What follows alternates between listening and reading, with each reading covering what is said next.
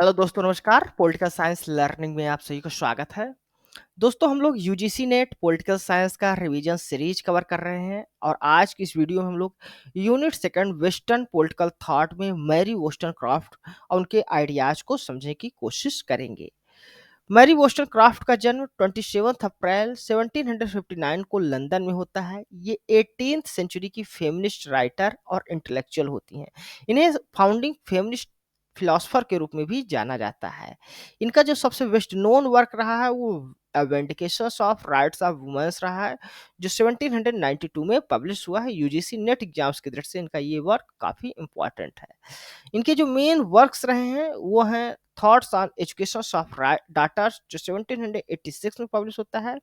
विंडिकेशंस of rights of man इनका 1790 में publish होता है। विंडिकेशंस ऑफ राइट्स ऑफ वुमेन्स इनका 1792 में पब्लिश होता है। Historical and moral view of the origin and progress of French revolution इनका 1794 में पब्लिश होता है। द रॉन्ग्स ऑफ वुमेन्स इनका 1798 में पब्लिश्ड होता है। या अब इनके ये विचारों या आइडियाज की बात की जाए तो सबसे पहले महिलाओं पर इनका क्या विचार है उसको देख लेते हैं। तो वोस्टनक्रॉफ्ट क्रिटिसाइज करते हैं रूसो के आइडियाज को, जिसमें रूसो एज्यूम करते हैं कि जो मैन और वुमेन्स के बीच डिफरेंस पाया जाता है वो उनकी कैपेसिटी ऑफ वर्च्यू के आधार पर पाया जाता है। वो रूसो को इस बात के लिए भी क्रिटिसाइज करती हैं क्योंकि वो महिलाओं को केवल सेक्सुअल बीइंग की तरह देखते थे, जो लिमिट लगाती है उनकी लिबर्टी और फ्रीडम्स पर। वोस्टनक्रॉफ्ट के अनुसार महिलाएं इंफीरियर नहीं होती पुरुषों से, केवल वो अपीयर होती हैं। ऐसा लगता है कि महिलाएं इंफीरियर हैं। यह इसलिए होता है क्योंकि उनके अंदर लैक ऑफ एजुकेशन होता है, एजुकेशन नहीं दी जाती उनको उस तरह से, राइट और ट्रेनिंग भी नहीं दी जाती जैसे पुरुषों को दी जाती है। उनका मानना है कि महिलाओं को तभी मुक्ति मिल सकती है, उनका इमेंसिपेशन तभी हो सकता है जब उनको ट्रीट किया जाएगा एज ए पर्सन्स की तरह, न कि केवल सेक्सुअल बीइंग की तरह। मैरी वोस्टनक्रॉफ्ट की अ विंडिकेशंस ऑफ राइट्स ऑफ वुमेन्स को फर्स्ट क्लासिकल वर्क माना जाता है फेमिनिस्ट थॉट का, जो जन्म देता है डिबेट्स को, इक्वलिटी वर्सेस डिफरेंसेस को। प्लेटो की तरह मैरी वोस्टनक्रॉफ्ट भी principles of equality of sexes में बिलीव करती है, जो अचीव करने में मदद करेगा फ्रीडम्स को, इक्वलिटी को और इमेंसिपेशंस को, फैमिली और घर के अंदर। अब इनके यदि हम लोग इम्पोर्टेंस ऑफ एजुकेशंस को लेकर विचार देखें तो मैरी वोस्टनक्रॉफ्ट एजुकेशंस को पाइवोटल मानती हैं, सबसे महत्वपूर्ण मानती हैं कैरेक्टर बिल्डिंग में और पर्सनालिटी डेवलपमेंट में इंडिविजुअल्स के लिए। उनका मानना है कि जो एजुकेशंस होनी चाहिए वो कॉम्बिनेशन होना चाहिए इंफॉर्मेशन और डेवलपमेंट ऑफ रेशनल स्किल्स, यानी रेशनल स्किल्स जो तर्क करने की क्षमता है वो विकसित की जानी चाहिए लोगों के अंदर, जो क्रिएटिविटी को जन्म देगा, इंडिविजुअल एक्सीलेंस को और क्रिटिकल थिंकिंग को भी डेवलप करेगा। उनका मानना है कि जो महिलाएं हैं उनको इक्वल एजुकेशन राइट मिलना चाहिए पुरुषों के बराबर। बिना इस इक्वल राइट्स के महिलाओं को जब तक इक्वल राइट नहीं दिया जाएगा एजुकेशन में, वो एक्सरसाइज नहीं कर पाएंगी जेन्यून जो जजमेंट होता है, ये अटेन नहीं कर पाएंगे, प्राप्त नहीं कर पाएंगी जो जेन्यून वर्च्यू होती हैं।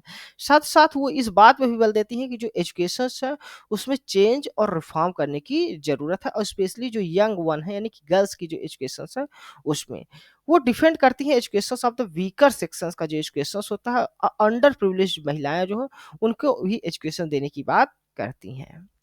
अब इनके लिबर्टी और इक्वलिटी को लेकर विचार पर बात करें तो वोस्टनक्रॉफ्ट का जो पॉलिटिकल थॉट रहा है वो ट्रायोड ऑफ लिबर्टी, इक्वलिटी और वर्च्यू को दिखाता है। उनका मानना है कि महिलाएं, पुरुष पुरुष और महिलाएं दोनों को इनएलिएबल राइट टू लाइफ मिला हुआ है, लिबर्टी मिला है और परस्यूट ऑफ हैप्पीनेस प्राप्त होता है।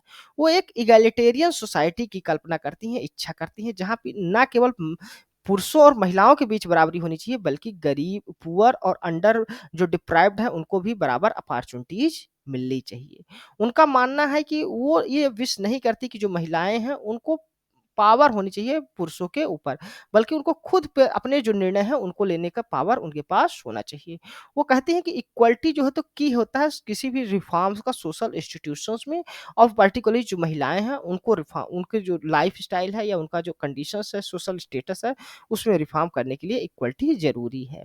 साथ ही साथ वो जॉन लॉक और एडम स्मिथ की तरह सपोर्ट और इंकरेज करती हैं कि महिलाओं के अंदर स्पिरिट ऑफ फ्री इंटरप्राइज होना चाहिए, जॉब करना होना चाहिए और जो बिजनेस एस्टेब्लिशमेंट करना है, उसमें भी पार्टिसिपेट करना चाहिए महिलाओं को। उनका इमेंस फेथ है progressive outlook of middle class के लिए। साथ-साथ जो wollstonecraft है वो मानती हैं कि जो नेचर है उसने सभी को लिबर्टी दी है, लिबर्टी का जो राइट्स है वो सभी को मिला हुआ है। वो इसको birth right of every man's के रूप में बताती है लिबर्टी को। अब इनके राइट्स और रिप्रेजेंटेशंस को लेकर क्या विचार हैं उसको देख लेते हैं। तो wollstonecraft अवेयर होती हैं जो डिफिकल्टीज महिलाएं फेस करती हैं अपनी बेसिक जो एलिमेंट्री राइट्स होती हैं उसको भी सिक्योर करने के लिए। इवन जो रेडिकल थिंकर्स हैं वो भी महिलाओं को चिल्ड्रन और डोमेस्टिक सर्वेंट्स जो तो तुलना करती हैं, इक्वेट करती हैं, जो डिपेंडेंट रहते हैं अपने मास्टर पर, स्पेशली जो पुरुष लोग होते हैं उनके ऊपर। इस कारण वो इनकैपेबल होती हैं जो उनके बेसिक राइट्स है उसको इंडिपेंडेंटली एक्सरसाइज करने में। वोस्टरक्राफ्ट राइट्स ऑफ वो जो वुमेन्स है उनको ह्यूमन राइट्स के साथ जोड़कर देखती हैं। उनका मानना है कि जो महिलाएं हैं वो भी सोशल कॉन्ट्रैक्ट का एक पार्टी के रूप में थी, इसलिए उनके जो इंटरेस्ट है उन्हें रिप्रेजेंट किया जाना चाहिए रिप्रेजेंटेटिव के द्वारा, जो उनके इंटरेस्ट और पर्सपेक्टिव को शेयर करें, यानी उनका भी रिप्रेजेंटेशन होना चाहिए। तो धन्यवाद दोस्तों, आज की इस वीडियो में हमने मैरी वोस्टरक्राफ्ट और उनके आइडियाज के बारे में रिवाइज किया। यह वीडियो आपको कैसा लगा अपने कमेंट्स के माध्यम से हमें जरूर बताइएगा। साथ ही साथ आप हमारे इस वीडियो को लाइक करें, हमारे इस चैनल को सब्सक्राइब करें और अपने दोस्तों के साथ भी शेयर करें। इसके अलावा आप हमारे चैनल पॉलिटिकल नेटवर्क को भी ज्वाइन कर सकते हैं, टेलीग्राम चैनल, जहां पर आपको डेली एमसीक्यूज मिलती है और हमारे सभी लेक्चर्स की पीडीएफ वहां पर आपको प्रोवाइड की जाती है, जिसका बेनिफिट्स आपको एग्जाम्स में जरूर मिलेगा। धन्यवाद, थैंक यू।